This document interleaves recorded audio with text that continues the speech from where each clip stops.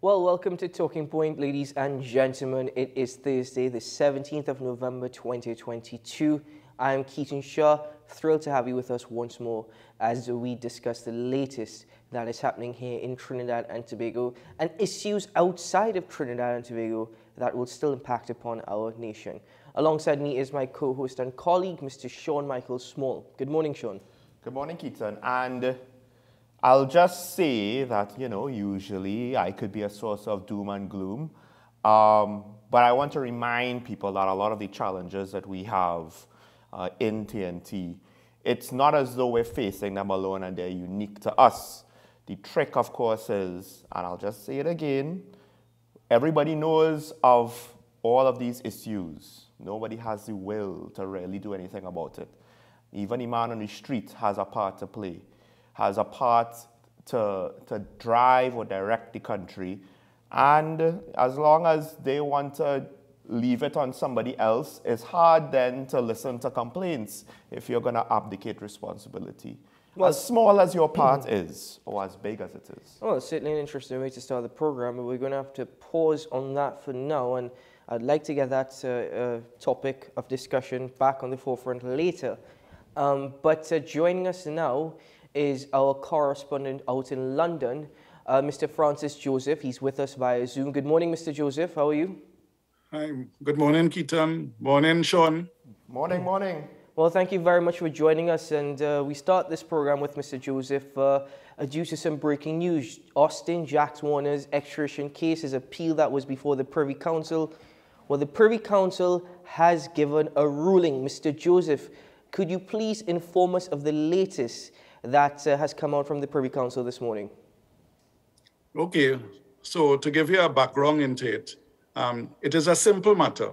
In May 2015, the magistrate had signed a provisional warrant for the extradition of Mr. Warner to the United States to face 29 charges, including fraud and money laundering.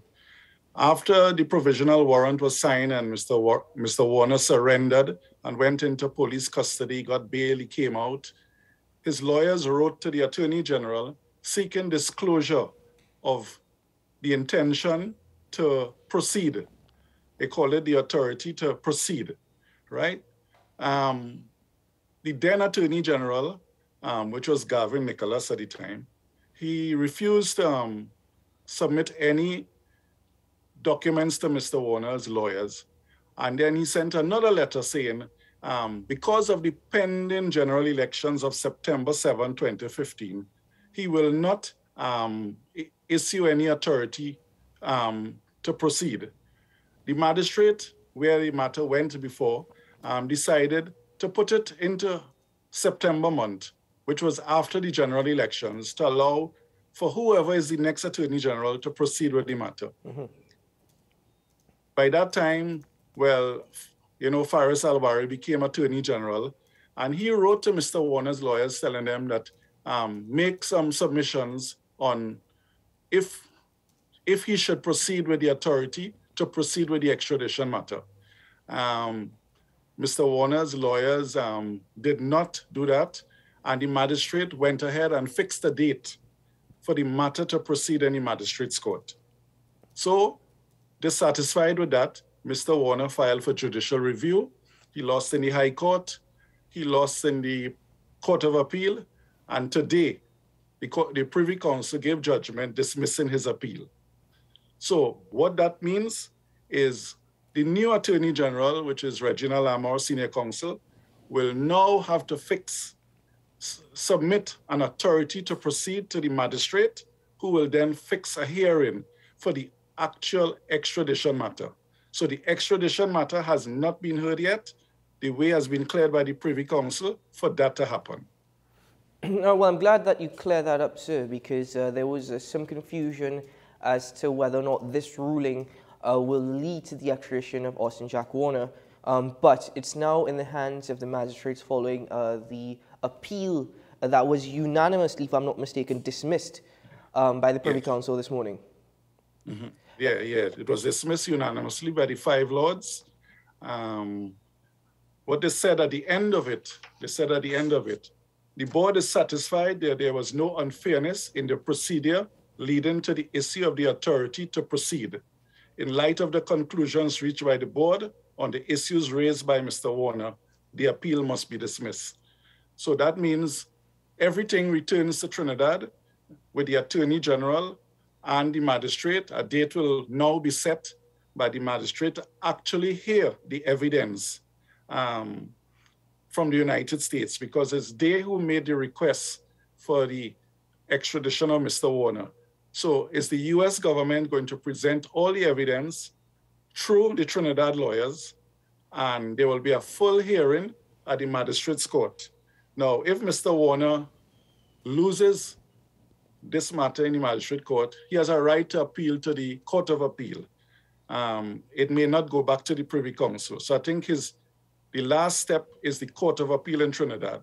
So if the magistrate makes an order for his extradition, he can appeal to the Court of Appeal. If the magistrate is not satisfied with the evidence, that will be the end of the matter. Well, Mr. Joseph, this seriously points to a fall from grace, I suppose, to one of the individuals who was once seen as one of the most powerful figures in world football, being the vice president of FIFA for decades, actually. I believe it's 2 decades he held that position. He's now facing charges from the US. It's to be taken to the magistrate's courts, as you've pointed out. And it could go to the Court of Appeal, as is Mr. Warner's right, probably not the Privy Council. But these are just the choices that he is presented with. It could be some time. Let's say things do not go in Mr. Warner's favors in the local courts here in Trinidad and Tobago. It could be some time before he is extradited, if that is to actually go through. Yes, because when a foreign government makes a request for your extradition, all the documents are already here, but witnesses in the investigations that took place in the United States, they will have to come to Trinidad and actually go into the witness box and give evidence and be cross-examined. So it is a matter of fixing, the court fixing dates for these witnesses to appear. Now, in my time covering extradition matters, witnesses have always come to Trinidad, especially requests from the United States. They always come to Trinidad, and especially the FBI guys. They will come and they will go in the witness box and present the documents. And obviously the lead investigator will come because he is the one who laid the charges. And that will take a while. I don't think that will go on. It will finish this year. It will go into next year. And then it's a matter of when the appeal, if there's an appeal, when that will be heard. So we're looking at another 2 years. Well, so potentially then this entire matter could go through a similar second round of appeals for the actual hearing itself, and it could go back to the Privy Council, not necessarily for the same technical legal arguments, but rather on the actual results of the extradition itself. So potentially this could go on even longer than 2 years, I would imagine. Yeah, because the first issue which was concluded today was legal issues, whether the Extradition Act is valid, whether the authority to proceed by the Attorney General was the correct one, whether the magistrate fixing a date was acted fairly. So that is out of the way. So the step that is coming is the actual procedure in court. Whether if the order is given that he be extradited, obviously the appeal is the magistrate was wrong, the magistrate didn't do this, and so those are the normal appeal after evidential hearing. And as you say, it could take a little while again. And remember, Mr. Warner is not a young person, I think he's 78, right? So he has a good team of lawyers, and I suppose they will represent him in whatever way, because Mr. Fayed Hussein was his lawyer in the Privy Council. Well, speaking about a team of good lawyers, what did we hear from Jack Warner's lawyers this morning in their arguments, or what have we heard over the course of time with respect to their arguments that they laid before the Privy Council? Well, they argued 4 points: that the Extradition Act, which was passed in 2000, we have been down that road already with other extradition matters. I don't know if you remember the case with the kidnap and murder of Balram Balo Maharaj. Yeah. The same point was raised in that matter about the 2000 Extradition Act was unlawful. And in that case, it was dismissed. And 14 persons were extradited to the United States to face trial, resulting in the death of Mr. Balram Maharaj, right? So that has been dealt with already. So when it came up again, it was going back to the Privy Council on the same point. So that was to me, something that was already dealt with. I think the main issue that he was arguing was really whether the Attorney General was entitled to rely on the certificate issued pursuant to the Act dealing specifically without disclosing the special arrangements with the United States. In other words, the Attorney General did not disclose the material that Mr. Warner was asking for. So without that, he didn't know on what authority the US wanted him. And I think that was his main purpose. And as the Privy Council ruled, and that was the final point they ruled on this morning, is that there was all fairness by the Attorney General, whether it's the one, Mr. Gavin Nicholas or Mr. Alwari. There was nothing wrong in what they had done. And as far as the board of the Privy Council is concerned, there was all fairness in how the matter was conducted. And remember, this is 2015, eh?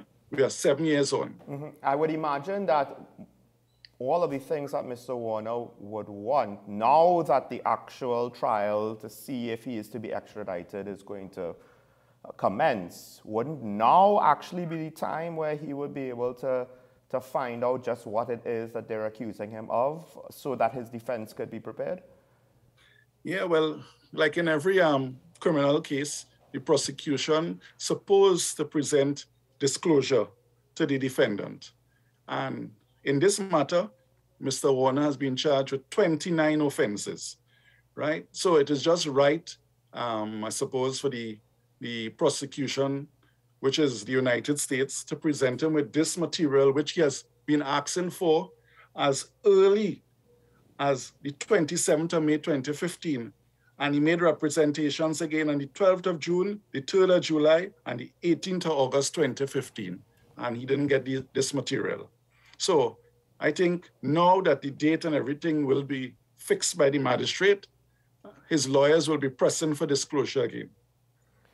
Would there be any potential to try, because it's already been 7 years, to try to somewhat fast track this case? Because I mean, at the end of the day, 7 more years and Mr. Warner will be pushing 80. Would the US, I assume they would still continue to pursue the matter, but at that point in time, imprison him or fine him, maybe imprison him for a couple of years, I don't know if that's really going to make much of a difference. The flip side to that is our system is so slow that I don't know if you can fast track it really. And I wonder what the public will say about it. Well, I don't know how it will be fast-tracked from Trinidad. Remember, FIFA did the investigations between 2013 and 2015. And then they made this big announcement that 14 ex-FIFA officials were being indicted for varying offenses. And out of those 14, only 2 have not reached the United States to face any trial. Mr. Warner and a guy from Brazil named Mr. Teixeira. They are the only 2 that have remained in their countries without being extradited. So the others either pleaded guilty, they were fined, some went to jail, but the active investigations is still there because you still need these 2 persons to complete the investigation that you started in 2013. So whether the US will change their mind. We don't need Mr. Warner again. You know, all these things are still on the drawing board that will come up again. Well, Mr. Joseph, has there been any reaction to the ruling? I mean, I know that ruling was given not too long ago, in fact, just over an hour ago, if I'm not mistaken. Has there been any reaction thus far, any response from Mr. Warner? Well, I haven't heard anything as yet, but it's obvious that his lawyer is going to get the judgment. And they are going to explain to him the decision and the way forward. And I suppose the media in Trinidad will call him for a comment. What his comment will be, I don't know. But I'm sure Mr. Warner is going to have something to say today. Either, you know him, he will talk. If not, through his attorneys. But he will give a response to it, because I think he will need to give a response, because this judgment coincidentally was delivered just days after the Netflix documentary on FIFA Uncovered, and before Sunday's start of the World Cup in Qatar. Just 1 week ago, actually, that documentary aired on Netflix, and Mr. Warner insisted that he was not wasting his time. In fact, he says he rarely watches a game of football anymore. Most recently stating he's now become a fan of cricket. But for the World Cup, he will be supporting the England team, given the controversy surrounding that vote for England to host the World Cup many years ago. So the British media certainly has been covering this in depth. But finally, Mr. Joseph, what is the expected reaction, if any at all, from the public over this? Because Mr. Warner was once seen really as he's described himself as a demigod. That's how some, constituents in Trinidad have seen him. Whilst there are others who didn't really see eye time with him either as a politician, as once the head of CONCACAF and then vice president of FIFA. So what is the expected reaction, if any? Well, to put it plainly, Mr. Warner has a lot of support in Trinidad. He has a lot of support in the Caribbean because of the work he did with CONCACAF and CFU. And then he was, as you say, he was very powerful in FIFA. Now he'll have support. Now the local support will say, oh gosh, the man is 78 years, you all want to extradite him to put him in prison. Then there are those who will say, if all these things they accuse him of is true, let him go and face the music. But you will never know to the extent unless you go to the streets and you question people who did not know him, but they know of what he did. They will say he's the man who made sure we played in a World Cup final. He pushed because in 2006, there were about 15 or 16 Trinidadians playing in the English Premier League. Today there's none. And we don't know when another Trinidadian like Dwight York will pop up, or Dennis Lawrence. Dennis Lawrence is the coach of Coventry. That is the closest we have in England right now. Look, Dwight York ended up in Australia coaching and manager and won the cup.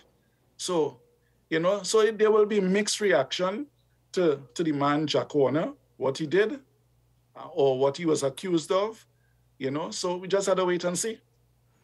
Well, Mr. Joseph, I want to thank you very much for taking time to join us this morning. We appreciate the information that you have relayed to us, and we certainly will keep in contact for the latest as we continue to examine this evolving case. There's a lot more to go, so certainly thank you very much, Mr. Joseph. Yeah, you're welcome. Thanks. Have a great day. Yeah, you too. That was our correspondent out in London, Mr. Francis Joseph, joining us on Talking Point this morning to share with us the information coming from the Privy Council, who unanimously ruled that the charges, they've dismissed the appeal against Jack Warner, and he is to face the corruption charges brought forward by the United States. There is still a process to go through, that is to be heard in the Magistrates Court here in Trinidad and Tobago, and dependent upon that ruling, Mr. Warner has the opportunity to go to the appeal court. So we'll continue to monitor this, but for now we have to take a break here on Talking Point, and when we return, the conversation continues. We'll be right back after this.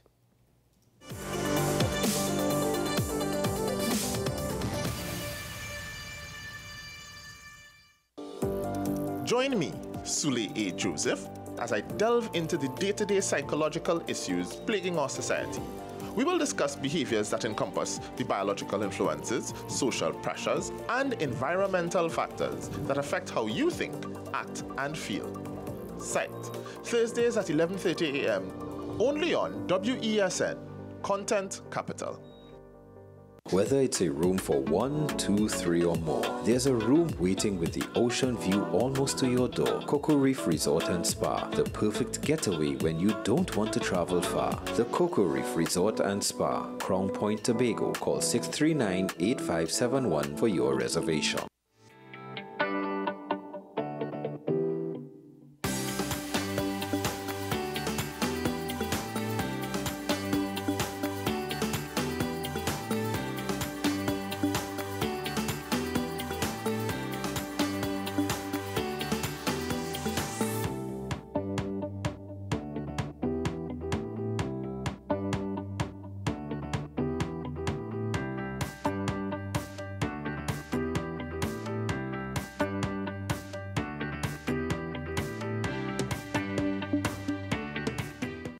Your Christmas is safe with us at PCU. Police Credit Union.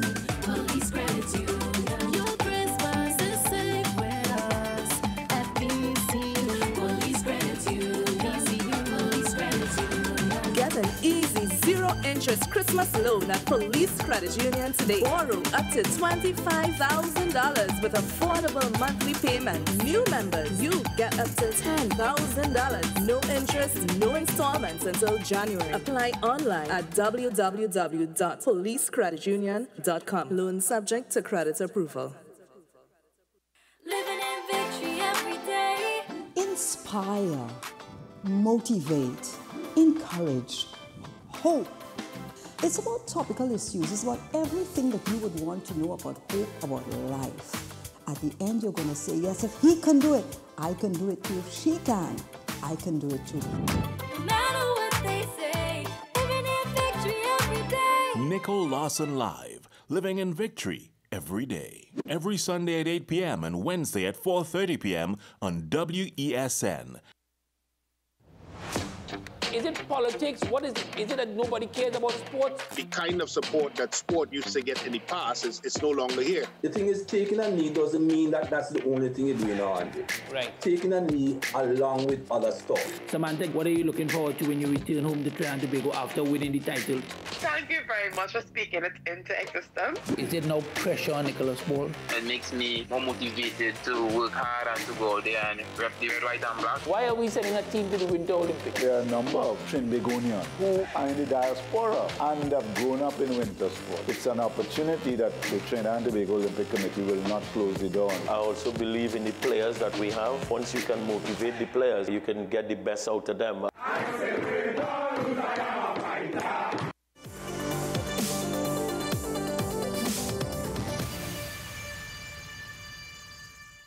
Well, welcome back to Talking Point. Following that conversation with Mr. Joseph about Austin Jack Warner, the former vice president of FIFA, it is pertinent to remain on the topic of football, considering that the 2022 World Cup is about to kick off on Sunday. We will get into that a bit later on, actually. But Sean, following this conversation, you and I were just speaking, and it's going to be some time before anything happens further. Mr. Warner is now to face the magistrates' court here in Trinidad and Tobago. He can then face the appeal court, dependent on the outcome within the magistrates' court. But it can be some time, if ever we were to see Mr. Warner extradited. I think the story of what we know, forget the potential trial that he might face in America and the accusations, right? You could keep the accusations in mind. We don't necessarily need to worry about what the potential verdict would be. The story of Mr. Warner, I think, is an object lesson for all people in TNT who want to be major political players, because with regards to FIFA, you could argue that's politics in a sense. It's not nation politics per se, but you're in an international body that obviously is dealing with a lot of political agendas and ramifications. I mean, we'll get into it later with regards to Qatar getting the World Cup. Here's, of course, I believe the accusations stem with regards to Russia getting the World Cup. Ironically, Russia getting or being awarded the World Cup looks just a little bit more controversial now, given the state of the world currently. The thing is, though, ironically, when it comes to the kind of political mover and shaker and operator in the country, one could argue that one of the most successful politicians that we have produced has been Jack Warner. When he entered with regards to government itself directly, he was seen as highly popular. He was able, similar to former Commissioner Gary Griffith, to get a lot of popular support because he had the perception of getting things done. And to some extent now, one could argue that compared to his peers, he might not have gotten that much done if you want to be cynical or critical of his work. But one could argue that he got more done than the people around him, right? Which seems to be, you know, basically the two practical classes of politicians we have in TNT. Those that get something, anything done, and those that really and truly get nothing done. But the fact is, he's been successful. He was vice president of FIFA. He had a lot of power and influence on a major stage of the world. Then he was, to some extent, to a significant extent, successful as a politician in TNT, as a parliamentarian, as a minister of works and transport. And yet, look at him now, where he's facing extradition, right, where for all intents and purposes it's highly doubtful that he will have a continuing political career in TNT. And now we do have to wonder, is he concerned about his legacy and what people will say about him, you know, in years to come? Because we see prime ministers with all of these legacy projects, and we don't know to what extent ministers as well are involved in trying to get, you know, this hospital or Napa or the airport or the next airport or Sandals to say, look at what I did. This is my stamp on the country for years to come. We don't always think that the projects are practical, right? But to me, it suggests that, yes, they want to have something to put their name, not just to say I held office, but I made an impact. Is it vanity? Not entirely sure. But I do expect that Mr. Warner, to some extent, you don't have to be vain to be concerned about your legacy. And I do wonder to what extent now is he looking at all of the power and influence that he had, but at the end, he'll just be an ordinary Joe. Well, one close ally of Mr. Jack Warner says that Mr. Warner certainly is arrogant, but he's no longer the strong figure that he once was when he was in the position of being a parliamentarian, a former Minister of National Security. He was the vice president and then president of CONCACAF and then vice president of FIFA. But it's interesting, Mr. Warner, very, very humble beginnings, grew up in a family of 3 brothers, 3 sisters, who were almost single-handedly raised by their mother, Stella, back in Rio Claro. He is 79 years old, by the way. So that is also very, very important to consider given the entire case. Mr. Warner rose. He actually won a scholarship. He attended Presentation College. And he became a teacher afterwards, following studying for a degree in international relations. And then he became a lecturer in history. After all this, he actually then became the general secretary of the TTFF, and then following which he became the president. It's a long story, a long history with Mr. Warner and football, but he's now actually banned from football for life. Anything to do with football for life, he has been banned. Please excuse me. And this is the thing, this is what we're saying. It's a fall from grace for somebody who really held a position. Now, basically, on his own, you don't hear from him much often. I think the most recent thing is that he overcame COVID-19. But I guess we'll have to wait to see what happens in the magistrate's court. A very, very difficult situation indeed, because it's split in terms of the support that he has. People have seen him as one of the hardest working parliamentarians ever, and one of the hardest working member of parliament to actually grace Trinidad and Tobago. One time, he actually took a pay cut. He took $12 for 1 year, $1 a month for 1 year.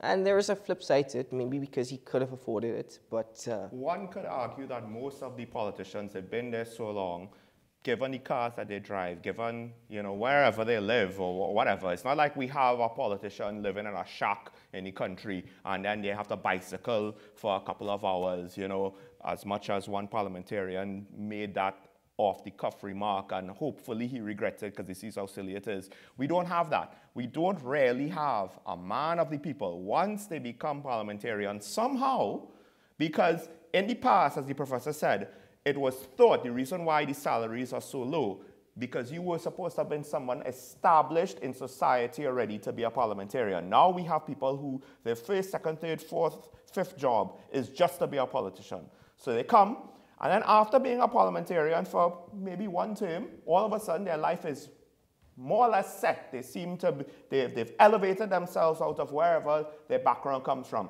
Some of them came from rich backgrounds already, so can't necessarily fault them for that. Now, Mr. Warner, he was able to at least, you know, give us something, show a little bit of something, show the people, hey, I understand that this is important to you. Even if it's symbolic because I have all the money already, I'm still going to do it. Why is it that our current set of parliamentarians cannot seem to understand basic optics? Because his example is to take a pay cut. Their example is to complain about who bought the latest new car. But they all buy a new car. Or who's drinking vodka, who's drinking rum, or who's playing golf. Ladies and gentlemen, we have to take a quick break here on the program. When we return, well, we'll get into more some discussions. Stay tuned to Talking Point.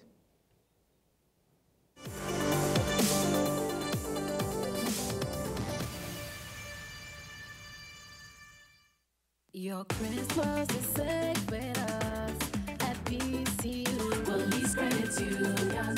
Police Credit Union. Your Christmas is safe with us at PCU. Police Credit Union. Police Credit Union. Get an easy zero-interest Christmas loan at Police Credit Union today. Borrow up to $25,000 with affordable monthly payments. New members, you get up to $10,000. No interest, no installments until January. Apply online at www.policecreditunion.com. Loan subject to credit approval. FanZone, your reliable, authentic supplier, has just gotten better. You can now visit our website, www.fanzonett.com, for your authentic wear and collectibles. The only place where you can use both your Visa debit and credit cards. Visit our website, fanzonett.com, to make your purchase today. Here's your chance to win a brand new Mazda CX-30, courtesy Movietown. Simply spend $200 or more at dbesttoys.com, Movietown, Port of Spain. Promotion ends November 12th. Visit the store, you better shop online. You better call us now, I'm telling you why. dbesttoys.com is the Movietown, Port of Spain.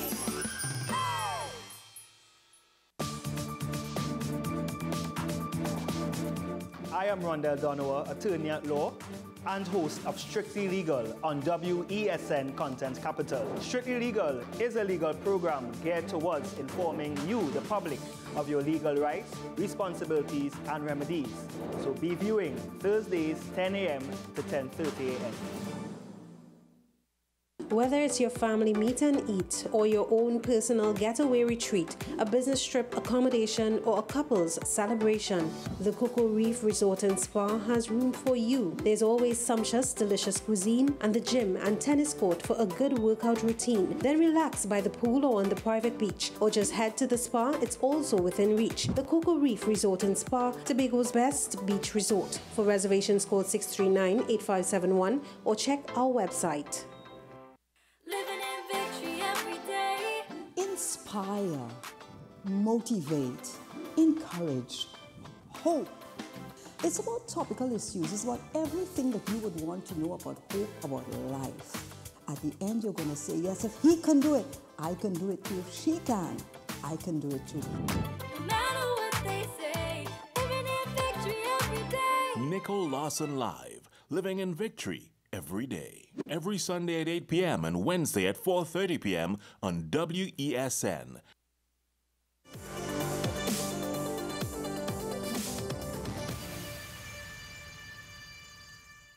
Welcome back to Talking Point. Well, it was pointed out in our interview with Mr. Francis Joseph, our correspondent in London, that the situation, ironically, is reached a milestone with regards to Jack Warner losing his Privy Council appeal to even to prevent the extradition hearing from taking place. Well, the World Cup is more or less next week, and ironically, what has come to the forefront due to the event, being just on the cusp, is the fact that the corruption or the potential of corruption practices with regards to World Cup bids, more specifically with regards to Qatar's bid, has more or less come up. And in the case of Qatar now, we have gone beyond just debating with regards to World Cup corruption on the bidding process. Now we've actually reached another level with regards to human rights violations that are directly involved with the World Cup event itself, or at least closer than just the bidding process. Now, to discuss or to hear about the true cost of the World Cup, we have some clips here, courtesy Business Insider.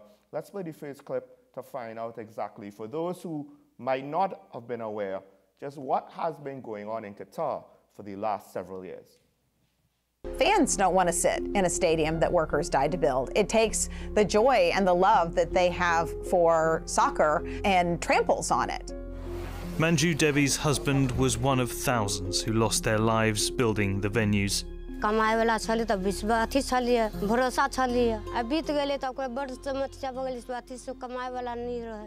So what's the true cost of having a small desert nation host the World Cup? Qatar had just 12 years to complete the largest infrastructure project in World Cup history.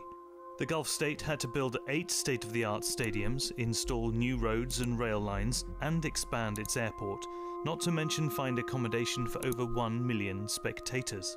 There's a big question mark over what all this infrastructure is going to be used for, or whether indeed there will be the demand for it post-World Cup.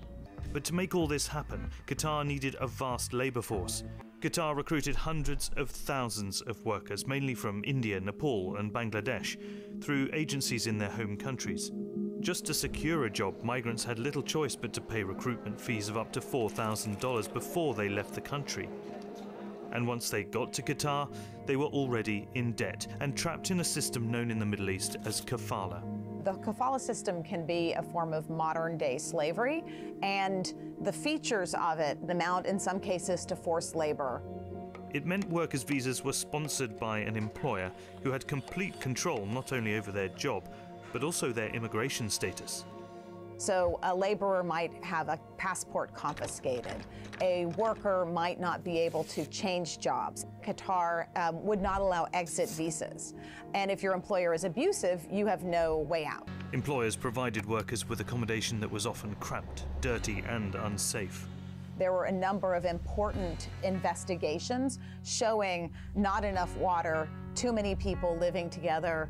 Even if you got sick, it wouldn't be clear how quickly you could get to a hospital. Qatar said it got rid of the kafala system in 2016, but human rights groups say it never really went away. Even since reforms were brought in 2016, 2017, and 2018, we've still documented some of the hallmarks of the kafala system, and this includes passport confiscation, wage cheating, cracking down on workers who try to strike about wage non-payment or poor working conditions. Only in 2017 did Qatar prohibit work during the hottest hours over the summer months. But outside of that window, the heat could still be intense enough to trigger heart-related illness and even death. The Guardian found that there were over 6,500 migrant worker deaths between 2010 and 2020. But Qatari authorities registered 70% of them as natural deaths from sudden and unexplained heart or respiratory failure, leaving many families without answers. Part of the problem is that the government has refused to do autopsies. They haven't wanted to know the cause of death because then it would be chalked up as a death that was preventable. Under pressure from human rights organizations, Qatar shut down more than 300 labor sites in 2019 and set new guidelines around heat stress. A year later, workers were granted the freedom to leave the country without an exit permit and change jobs without their employer's consent. But some families who lost loved ones were left without compensation. If the migrant workers went to Qatar to pay for their children's education or to elevate the family out of poverty, and that migrant worker comes home in a coffin, the consequences could be catastrophic and they could ripple out for decades. So therein lies what we have with regards to a potential human rights situation that is not necessarily acknowledged, right? Again, the government of Qatar doesn't want to acknowledge it. But what makes it somewhat even worse is the fact that they made the stadiums, they're going to have the World Cup. There's a certain amount of demand to see the World Cup live. These stadiums weren't cheap. Air-conditioned stadiums in the desert. Air conditioning for grass to maintain the pitch. All but one of the stadiums were subsequently air-conditioned. They don't even have enough hotel rooms, ironic as it is, given our tourism situation here. They don't even have enough hotel rooms with regards to meeting the demand. A lot of the current room stock in Qatar is just to meet with officials that were either for FIFA or invited by FIFA. Actual fans, on the other hand, now, potentially they have to stay in neighboring countries and be shuttled into Qatar. It's a bit of a mess. And then on top of that, this is why Sepp Blatter, ironically, as much, for whatever worth you want to give his opinion, the former president of FIFA, says that Qatar was not a good choice. I believe because of the size. One could also argue because of the heat. And then, of course, what we just saw. 6,500 workers potentially dying. No real cause of death, not even a body to give to the family for a proper funeral. But then there's also the fact that, like with other events, because the Olympics gets this as well, you build all of these extra sporting facilities, and then what are you going to use it for after?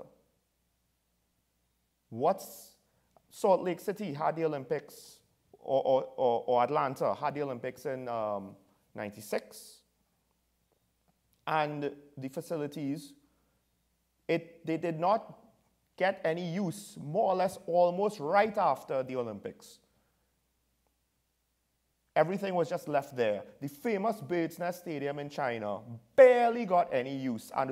And these expensive investments, they get into a state of disrepair. I believe the Bird's Nest Stadium has been used for other things subsequent to the Beijing Olympics. But there was a point in time where it was basically just a gigantic monument / tourist attraction and was not necessarily in use for any sort of sporting activity. And for the price that you pay for these facilities, right, 200 billion is I believe the estimate, 500 million per day. And this is with them potentially skimping on labor costs. Labor costs, depending on your business, could be as much as 70% of your costs. They skimped on that. They had people paying for the opportunity to come to work in these conditions, and it still cost them $500 million a day for some time, over $200 billion, with an expected revenue from the tourists coming in to be maybe 17 billion. We have another clip. Yes, we have a second clip. Josh, if you could play the other video. It'll also point out one of the other situations that's going on in Qatar, one of the more recent concerns to compound the situation. Fans don't want to sit in a stadium that workers died to build. It takes the joy and the love that they have for soccer and tramples on it. Manju Devi's husband was... In May 2022, human rights groups called on FIFA to create a compensation fund for migrant workers that equals the World Cup prize of $440 million.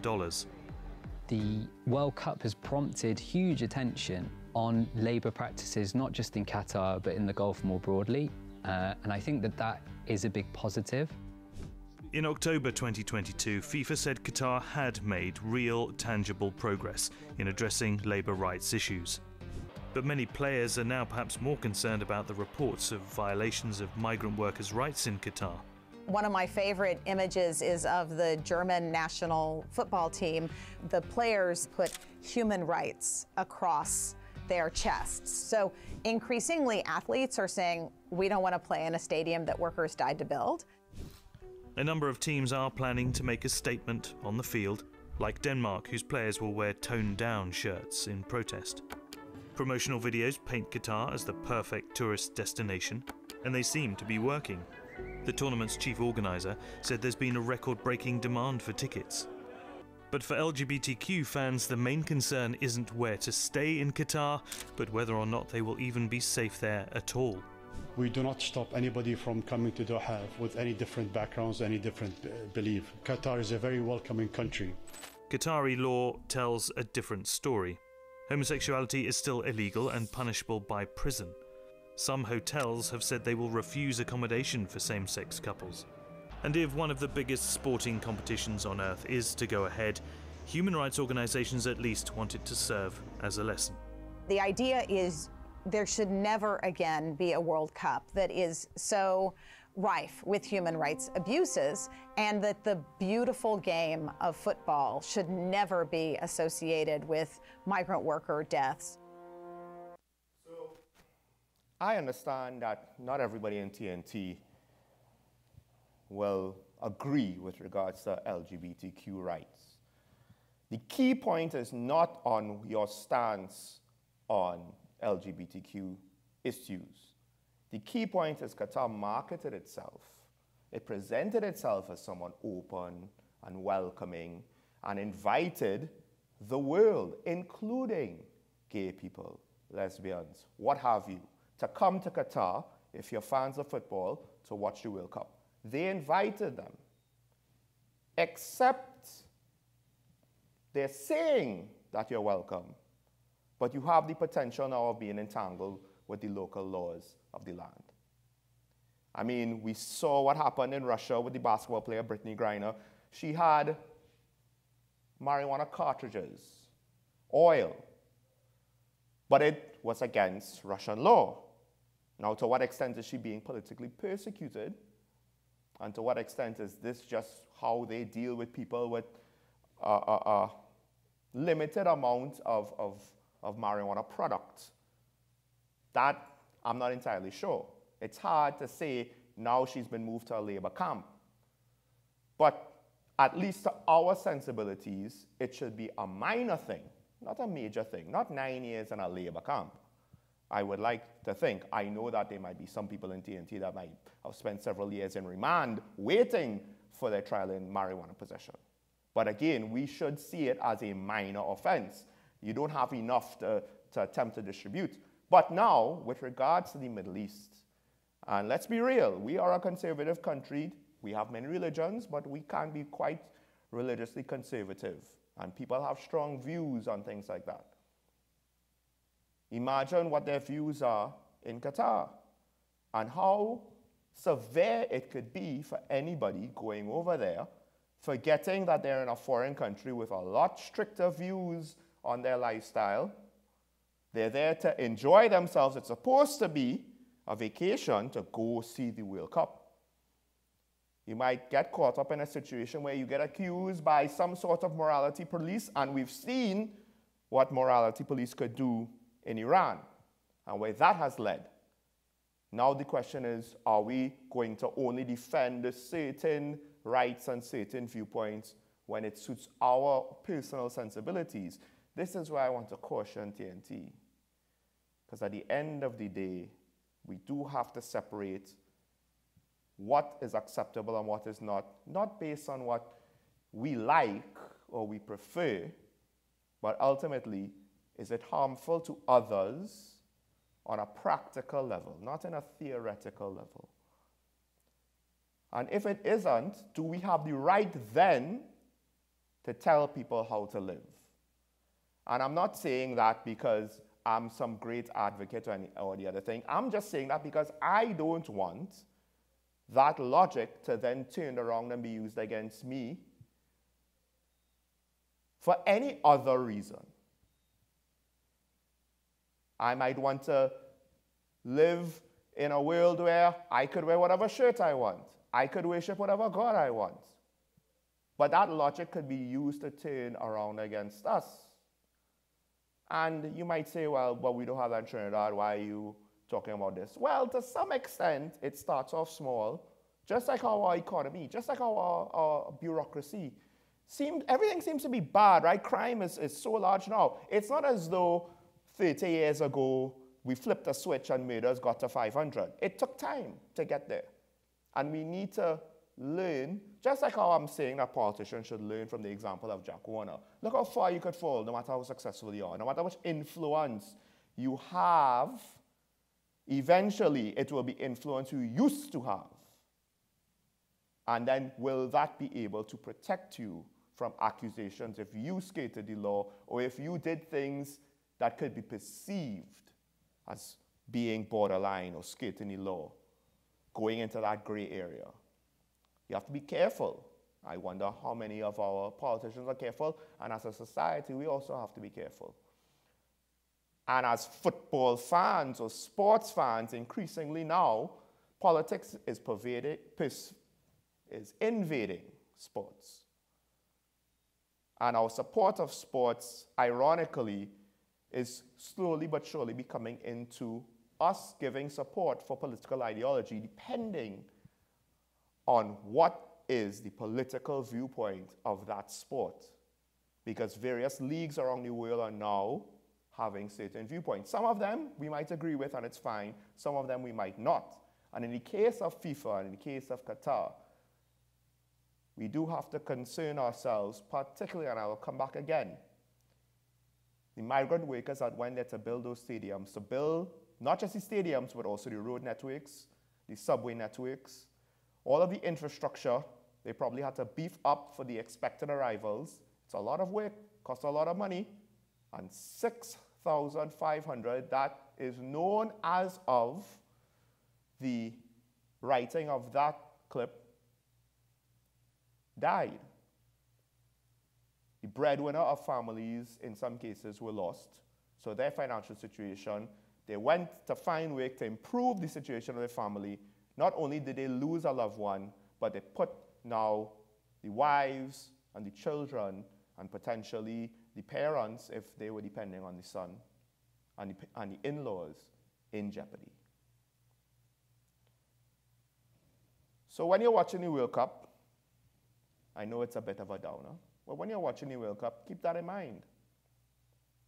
The price to watch football is not just the money that was spent, and it might have been an exorbitant over expenditure of money.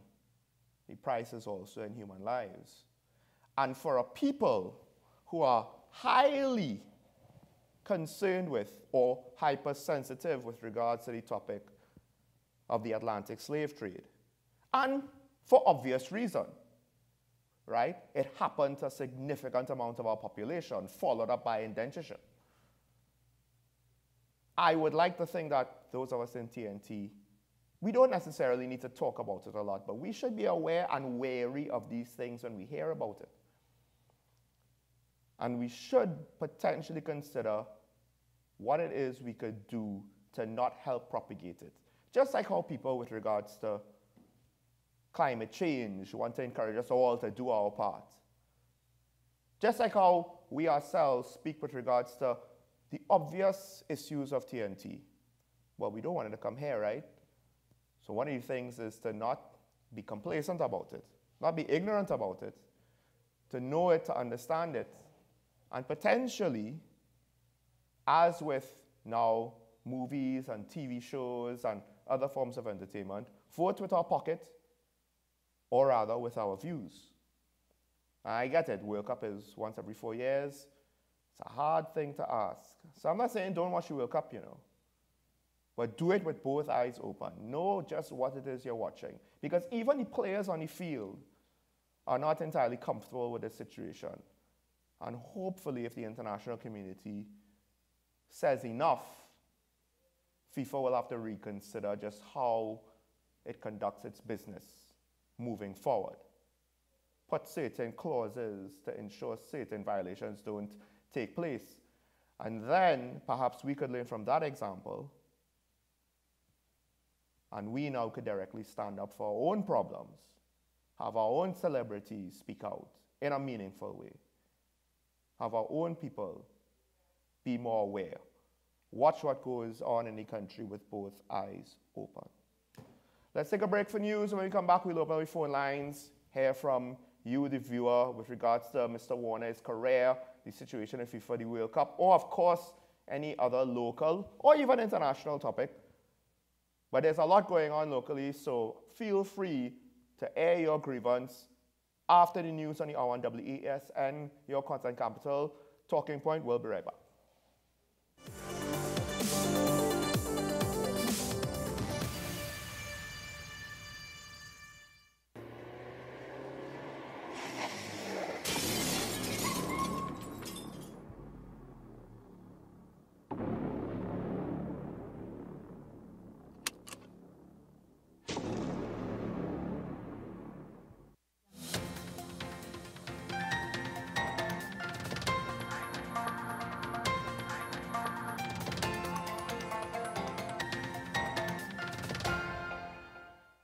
Here is your WESN News on the Hour. I am Marquis Akers. Thanks for joining us. Here are the headlines. TTT apologizes for error in playaway draw. Energy Efficiency Lighting Lab launched. $300,000 bail for man of 5 assault charges. And internationally, Republicans narrowly win back the House. Now for the details. There are serious concerns that the National Lottery's Control Board's playaway game may be rigged. This is according to the president of the Online Gaming Agents Association of Trinidad and Tobago, Dean Bissard. Bissard raised the concerns in a letter to NLTB yesterday following what he said was a suspicious playaway drawing on Tuesday afternoon. The NLCB has since said state television TTT has taken responsibility for what was termed as a machine error. The result of the 4 p.m. drawing broadcast live on TTT flashed across the screen before the draw was completed, Passard claimed. The final result after the balls were drawn was 2 white balls and a red ball. This has caused an uproar, doubts, suspicions, and questions on the integrity of the game and the draw, he said in a letter. He said viewers immediately picked up on the issue and complaints started flooding into the association. The television station took responsibility for the issue and said it was a machine error that affected Tuesday afternoon's draw. This was a TTTL error and does not affect the integrity of the NLCB draw, the statement said. The statement added that TTTL takes this opportunity to apologize to the NLCB and the gaming public and has taken all actions to prevent any reoccurrence of such event. An energy efficiency lighting lab has been launched to provide testing services to ensure the quality of lighting products for the country and the wider CARICOM region. The initiative falls under the Lab Services Division at the TNT Bureau of Standards. With the establishment of the EEL lab, consumers will now benefit from having accurate information to compare brands of compact fluorescent light bulbs and LED lighting products. Businesses can also have their lighting products tested and verified locally. In the past, lighting products had to be sent outside of the region to be tested. Speaking at the launch on Tuesday, Trade Minister Paula Gupi-Schoon highlighted government's commitment to reduce TNT's carbon footprint through the use of greater energy-efficient technology. She believes the new lab is a positive step in this direction. A 30-year-old man has been granted $300,000 bail after appearing in court charged with assaults against his common-law wife. The accused has also been ordered to refrain from contacting the victim, stay 800 meters away, and report to a police station twice per week. He is due back in court on December 14th. Police reports state that a woman was allegedly assaulted on 5 occasions between June and November 2022. Investigations were done by the Gender-Based Violence Unit and leading to the arrest of the accused. And internationally, Republicans have secured the 218 seats needed for a majority in the lower chamber of Congress a week after the midterm elections. While the party's margin in the House of Representatives is razor thin, it is enough to stall President Joe Biden's agenda for the next 2 years. Kevin McCarthy, the Republicans' leader in the House, celebrated the result, but Democrats will retain control of the upper chamber, the Senate. The new Congress will convene in January. The Republicans, who had hoped to win back control of both chambers, underperformed expectations in last week's midterms. Well, that's news to the hour on WESN. I am Marquise Akers. Thanks for watching.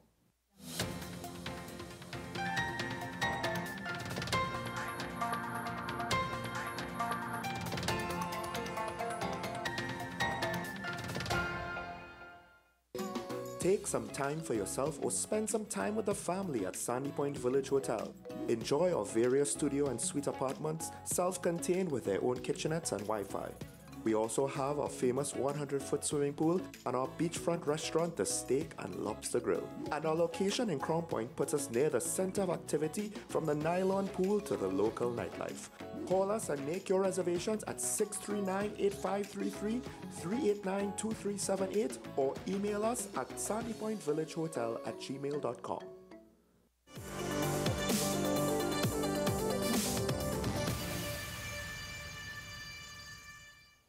Welcome back to Talking Point. Thank you to Marquise Akers for WSN's News on the Hour. Sean Michael Small, as we were speaking this morning about Mr. Jack Warner, he has issued a media release responding to the Privy Council's decision. And I will now read the release for you, Sean. It states, "Since receiving the decision of the Privy Council, I have conferred with my lawyers and do wish to state that FIFA is an independent association not affiliated to any government or country. At all times, it sought, in the interest of football, to offer opportunities to the widest cross-section of the international community to host the World Cup. Particular attention was paid to developing countries who have been denied economic opportunity, partly because for long periods they were under colonial domination. Against the background, FIFA gave preference to South Africa, Russia, and Qatar to host World Cup finals.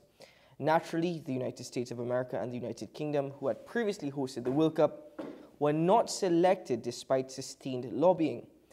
They were therefore not pleased and thereafter began a campaign against FIFA, which resulted in the arrest and prosecution of several executive committee members of FIFA who had assembled for a meeting in Zurich. I know that several European countries, including France and Switzerland, several Latin American countries, including Brazil, and several African and Middle Eastern countries have refused to extradite their citizens. Trinidad and Tobago is therefore an outlier. I have no banking account nor property in the United States. I have not transacted any business there. It is unfathomable how the New York District Attorney could commence a prosecution against me based solely on the fact that monies payable to me pass through the American banking system. Excuse me. Furthermore, it is incredulous that allegations of misconduct arising out of FIFA meeting held in Trinidad could be prosecuted in the United States, whereas in Trinidad itself, it does not constitute criminal activity. I continue to have confidence in my team led by Fayed Hussein, Senior Counsel, and I've advised them to continue to press my case on 3 remaining stages of the proceedings. I've lived in this country for nearly 80 years. I'm confident that I will continue to receive the love, affection, and respect that people from all walks of life have always extended to me. I'm certain I will prevail in the end. For the time being, that is all, and I'm prepared to say this in that matter. Signed, Jack Warner." So I would like to know, was it Russia or Qatar, the disadvantaged former colony, that doesn't have opportunities? Which one was it? Because at that time, Russia was considered potentially one of the world superpowers, right? So I want to know how they were so disadvantaged. It's only now after the war in Ukraine has exposed their lack of technical ability, right? That superpower status is questionable. So how is it that giving it to Russia is, no, let's not give it to big old America. Let's give it a poor disadvantaged Russia that's only going to now invade. And let's not forget, his president has already gone on the record to say Qatar was not a suitable candidate. Not because of economic reasons or what have you, just because of its size. There's a reason why most Caribbean nations, if any, will never have a chance to host a World Cup. Just the size of it alone makes it extremely impractical for even Trinidad in its heyday to afford the preparations, right, to get this done. And we don't have to spend as much money as Qatar. $220 billion spent in Qatar for preparing for the World Cup. In fact, it is the first time in the history of the game that FIFA has moved it during its usual June-August months to November and December because of the heat. It's actually around winter time.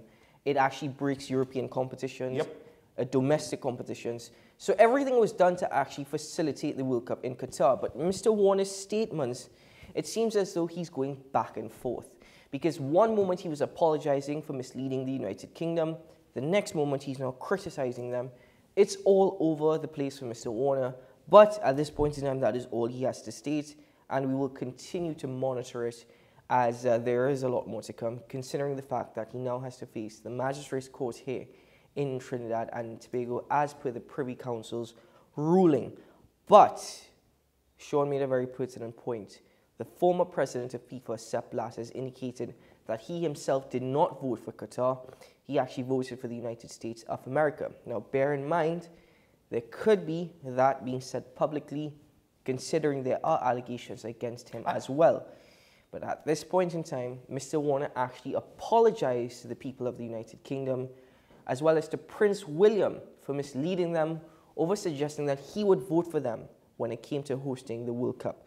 Russia was granted it, and Qatar was also granted it. There are also allegations, by the way, against Mr. Warner for Morocco hosting the World Cup in the late 90s. That never happened. Let's not forget also that, as Mr. Joseph said earlier on the show, with regards to the officials in this matter, so you could talk about extradition on other matters, but with regards for this matter, it's not as though they have a whole host of international representatives that have not been extradited. With regards to this specific matter, there's only one other guy out of the 14 or so officials that were charged on this matter. The rest have been taken and have had to face an American court. But Mr. Warner has made an argument against how is it that he is being charged in an American court when he never had any financial transactions within the United States of America. He owns no property, he has no bank account, and furthermore, misconduct arising out of a meeting, a FIFA meeting held in Trinidad, which even Trinidad does not recognize as criminal activity. The United States of America is actually seeing it as such. If that is the case, then why go through 7 years of appeals just to prevent the extradition hearing? If he had such a good argument, right? Because it's money to go to the Privy Council, and you're going to potentially want to have that money to go again if things go bad for you for the extradition hearing. The Privy Council, Sean, because no, but my point is his arguments are so strong, but yet he tried to avoid having to present them. And his arguments to prevent the extradition hearing, they weren't that great to begin with anyway.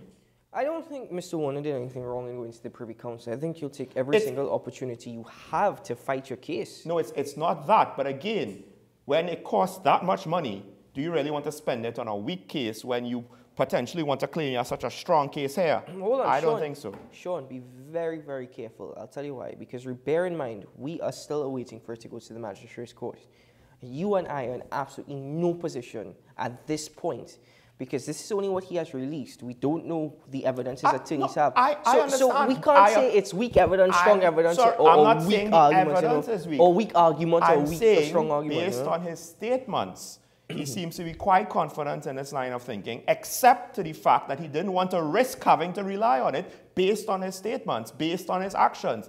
That's what I have. That's how I'm judging him. And the fact that, again, there are inconsistencies with his statements with regards to the extraditions that he's claiming that did not happen when they did, and the fact that his arguments for saying why USA wasn't voted for as opposed to Qatar and Russia don't hold water. That right? one I agree with. So, yeah. But, ladies and gentlemen, let's open up the phone lines now, where we give you, the viewer, the opportunity to call in and join us on the program. Have your say as per the latest happenings This morning we were discussing the situation surrounding the Privy Council's judgment unanimously dismissing the appeal brought forward by Jack Warner and his legal team. And we've also just heard this statement released by Mr. Jack Warner. Phone numbers on your screen. The phone lines are now open. We have a caller on the line with us from Diggle Martin. Good morning, caller. Hi guys, good morning. Morning. Thank you. And thanks for showing the Qatar clip because it's important that people be educated. I have followed that and others like it for many years, so I know that documentary well. But those migrants of Nepal, India, Pakistan, they endure that kind of treatment in many of the Gulf countries. In Dubai, it's a similar thing with horse racing. While these stables are palatial, modern-day slavery continues and they make excuses. And people are ignorant. Chocolate industry, same thing. But I really wanted to talk about biodiversity. Yesterday was Biodiversity Day at COP27. Previously, biodiversity and climate change were treated as two different things, two different crises, but they ought to be treated as one because the reality is there's no viable route to 1.5 degrees without protecting and restoring nature. So what drives these two is unsustainable consumption and production. Of course, we need to consume, but you have to be smart about your carbon footprint. And in Glasgow, many pledges were made last year towards nature. Some have been implemented, for example, the restoration of the coral reefs in Bahamas, which is great. And regarding forests, it's noteworthy that Brazil's new president, Lula da Silva, announced yesterday that he's determined to end deforestation and protecting indigenous rights, which is a massive gain for climate and indigenous peoples in the Amazon. Today's focus is on solutions. Another day we'll talk about Mia Motley's presentation, which was last week on the Caribbean. Thanks. Bye. Thank you, caller. Thank you very much. It's yeah, I think now with regards to forests, I think we're doing a reasonably okay job. The trend is going, or was, I would say before COVID, going in the right direction. With regards to oceans and fishing, however, that one, I mean, and that hits close to home as a Caribbean island, depending, we have a certain amount of food that we could get from the sea.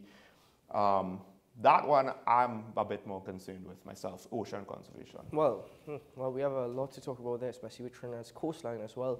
But we have a caller on the line with us from Pretty Valley. Good morning, caller. Good morning, Sean and Keaton. Good morning. I will say Mr. Warner have two sides. As FIFA vice president for the country, he did well.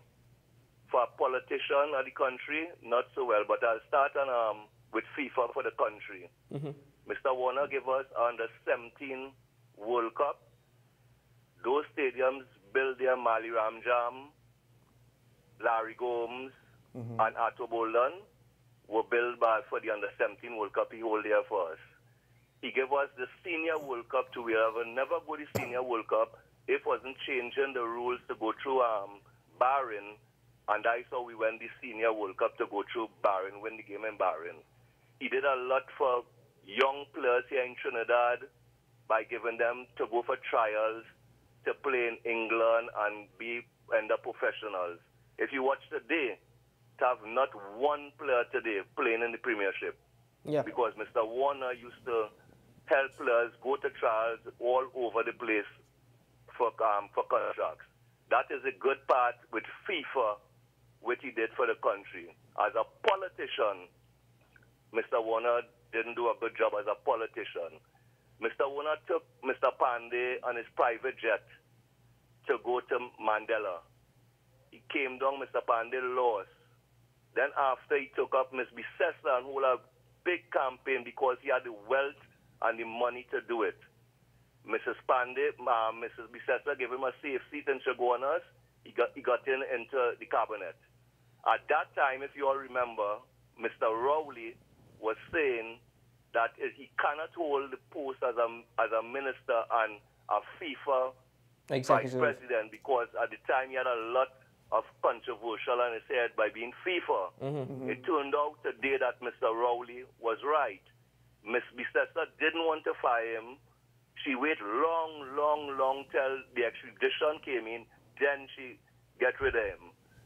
And the part with he worked for $1, Sean, if you are the wealth and the thing to work for $1, you'll do it for $1. Not all the rest of the politicians are bad. The rest of the politicians are the family to mind, the mortgage to pay, the child to sell university, and they can't work for $1. So the part of working for $1, let's be real, he had the wealth and the means to do it. So that's my point on the two sides as Mr. Warner, as a FIFA and a politician. Thank you, guys. Thank you, Kolo. Cole, I understand your last point, but I myself said that yes, obviously he probably could have afforded to do it. It's about the optics. He's not doing it. It's the only reason why he did it. Let's face it. He did it for the optics, but what I don't understand is why the current set of parliamentarians on both sides of the aisle are not at least more careful with it. They don't have to go as far as he did, but be more careful with your optics. I'll be very honest with you, it doesn't really matter to them now because Trinidad doesn't really care anyway. You know, we have this entire uproar, but at the end of the day, jamming still, right? That's the entire attitude faced. Basically. Politicians know that politicians really know they could get away with basically anything. Let's be honest with each other. Caller online with us from Shigonas. Good morning, caller. Good morning. Morning, Professor. You wonder why our present politicians don't follow Mr. Warner. Personally, I think they follow him too much. Mr. Warner's family, I knew they had practically no money. Where did Mr. Warner get his money? The first thing that came up was when they had that incident at Queen's Park, Savannah, where double the amount of tickets was sold. Yeah. And the talk at the time was Warner was the man. He took that money, he buy that multi-story building in Tunapuna. And then he went on like that. We talk about his thing with football. What nobody has mentioned, he and his partner Cook built the money for FIFA and built a big building they call Center of Excellence on Warner land. According to land law, that belongs to Warner. This is the oldest trick of the Cosa Nostra, who end up being the mafia in the world today. Is they go on doing certain good deeds to get people on their side. And that is my opinion of Mr. Warner. Any questions? Well, just that I didn't want politicians to follow his example. I agree with you. I'm happy that you pointed out the fact that how did he get enriched? And I pointed to the fact that quite a few parliamentarians, they come from humble backgrounds and then they leave with well beyond the means that they entered in with. And my whole point was to warn people, look, if it could happen to him, who arguably was richer and more influential than most of the politicians that we've seen through Parliament, it could happen to them too. Everything could be taken away from them if they go too far, if they try to be too arrogant. All right. Well, that's the thing. Yes, they have to be caught. Thank you very much, Professor. Thank you, Professor. Very interesting analogy that you use referring to the Sicilian mafia there, the Cosa Nostra. But caller on the line with us from Dabity. Good morning, caller. A very pleasant morning, gentlemen. How are you all doing today? Mr. Blackman, good morning, sir. Yeah, thank you. I'm glad that I could join the discussion at this time.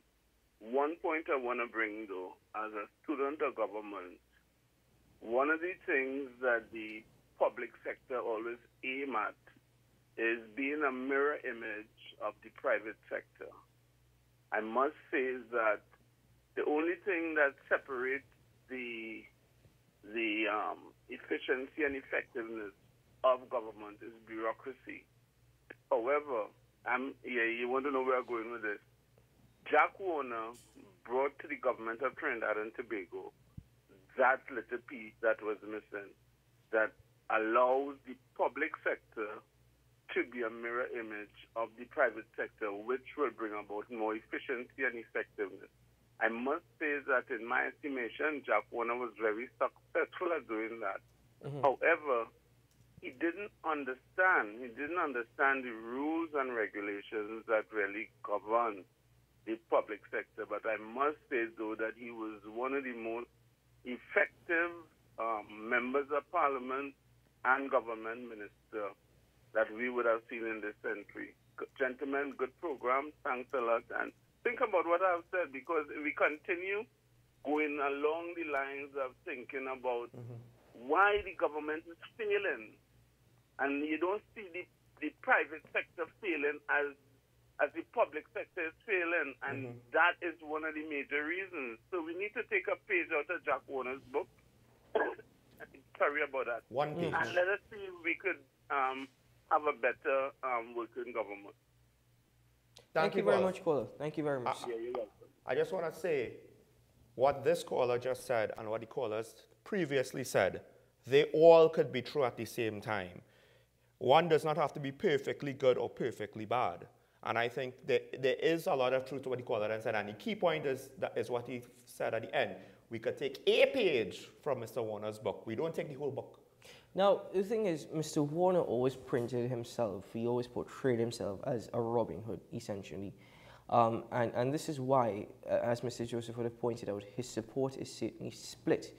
As Mr. Pittivali said, you will disagree with Mr. Warner as a politician, but he still did a lot for Trinidad, particularly in football. And there are those who will also agree that as a member of parliament, particularly in Shogunas West, he's often highly spoken of. And this is the thing with Mr. Warner, so there are multiple sides to it. All I can say is that there's also the law, and sometimes the law just simply, as they say, is a donkey. But quite frankly, there are laws, there's rules, there are regulations, we all have to follow them. And, you know, to the next step in this legal matter, this legal case, Mr. Warner, all the very best to you. Whatever is to come will come, but at this point in time, this has been the Privy Council's ruling. And let it be a lesson for those that even if you do good for some, and even if you do good for others, the negative that you may do, the wrong that you may commit, it will always come back to you somehow. Whether that may be the case for Mr. Warner now, whether we may be seeing only one side when there are multiple sides to this, or whether or not there's only the yin and the yang, whatever it may be, again, all the best to Mr. Warner. Yeah. That's all we can state at this point. And here's the thing. The examples, it's not perfectly the same. I'm not trying to say they're the same. But with regards to former Commissioner Griffith and the former Minister of Works and Transport, because in that role, I think the public perception of him was quite high nationally. You saw, at the very least, the veneer of effort. And not just effort, but the acknowledgement of, hey, this business as usual thing, this is not good enough. I am looking to do more. Did they actually do more? That could be debated. It doesn't matter though. You saw more. And the question is, why is it so difficult to see more from our current crop of ministers and even members of the opposition? Even the independent senators at times, I feel as though they're just kind of going off of a script with regards to what they say and what they support, and it's very, very as expected. There's not a lot of that extra effort. Why do we need extra effort now? Look at the times we're in. Wouldn't now be considered a period where we could use a little bit of extra effort to try to help us dig ourselves out of this hole? So, Trinidad and Tobago, I leave you with this question this morning. Would you rather a hard-working individual who really gives to society, to the benefit of their constituency, to the people of Trinidad and Tobago, to the public sector, who is shrouded in controversy, who is also shrouded in corruption allegations? Would you rather that, or would you rather an individual who we know very little of in terms of mystery? There are certain things that are being said about them, but we can't necessarily prove it. At the same time, they're not doing anything. Because that's basically what we have in TNT. You have those who are allegations of being highly corrupt and shrouded in controversy, yet retaining the support of the citizenry because of the work that they've done for the constituency. An example of that, a current example of that is the opposition member of parliament, Rudal Munilal, who is deemed as the hardest working member of the opposition. And at the same time, you have those who do absolutely nothing, who sit idly, and yet retain position and support for whatever reason. And I don't have to give you a specific example because, well, my co-host just pointed it out. But that's a question to think about. Maybe we can discuss that tomorrow. For now, thank you very much, ladies and gentlemen. Thank you to all our callers, and thank you to our correspondent in London, Mr. Francis Joseph. and to all of WSN for making Talking Points possible. Sean Michael Small. I just like to say, one, that's an unfortunate choice we're left with. And two, whether we like it or not, we need to stop thinking about the other side being the other side. This is one country, folks. Together we will get through this. Divided, we will succumb to it further. Ladies and gentlemen, as ironic as it may be, remember I leave you with these words. Today is a good day to have a good day. Have a great Thursday. We'll see you again, hopefully, tomorrow morning. Bye-bye.